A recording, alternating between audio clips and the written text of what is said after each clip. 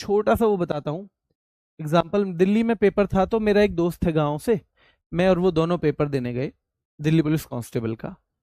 और उसके चाचा रहते थे वहाँ, वो दिल्ली पुलिस में ही थे, तो उनकी दो बेटियां थी। तो मैंने इतनी ज़्यादा तैयारी कर रखी थी कि मेरी जो बुक थी ना जीएस की, वो पूरी अंडरलाइन, वो या तो मतलब हाईलाइट, अंडरलाइन, इन्वर्टेड कॉमा में ये सब हो रखा था। उसमें शायद एक आधी वैसा हो पेज जिसमें कोई निशान ना हो। तो दोनों जो बहनें हैं हमारी, वो दोनों आई वहां पे, बोली भैया ये आप आपने बुक ऐसे कैसे कर रखी है। मैंने कहा गुड़िया मैंने ये तैयारी कर रखी है तो इसी से मैं ऐसे पढ़ता हूँ। अच्छा आपको ये सारी याद है। मैंने कहा हाँ ये सारी याद है। तो उन्होंने पूछा तो बहुत कुछ मतलब लगभग लगभग मैंने सब चीज़ बताई थी। बहुत काफ़ी मेहनत की थी उस टाइम पे।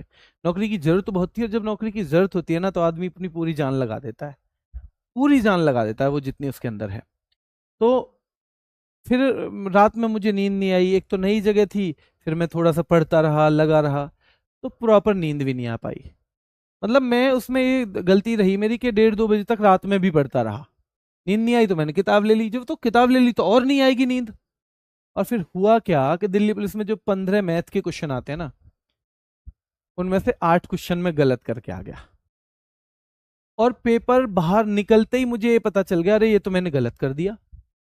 बाहर निकलते ही पता चल गया ये तो मैं गलत करके आ गया हूँ। गांव में आया, पिताजी को पेपर दिखाया, मैथ उनका बहुत अच्छा था। उन्हें देखते कह रहे तेरा थोड़ी नंबर आएगा, तेने तो सारे ही गलत कर दिए। उन्हें जीएस का तो ज्यादा आइडिया था नहीं, मैथ का था। मैथ उन्होंने देखा तो कहा ये तो 8 नंबर गलत हैं, 7 क्वेश्चन सही है, मतलब ये तो ऐसे ही फिर करके आया होगा सारा पेपर। तो उन्होंने कहा ये कुछ नहीं, तेरा नहीं होगा। हालांकि क्योंकि जीएस वीएस में अच्छी तैयारी थी, रीजनिंग में अच्छी थी, तो तब भी 84 मार्क्स थे 100 में से। और फिर 5 उस टाइम इंटरव्यू भी होता था 10 नंबर का, तो 5 नंबर इंटरव्यू में भी थे, तो 89 थे।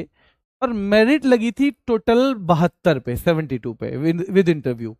तो मतलब एक तरह से 17 नंबर फालतू थे मेरिट से।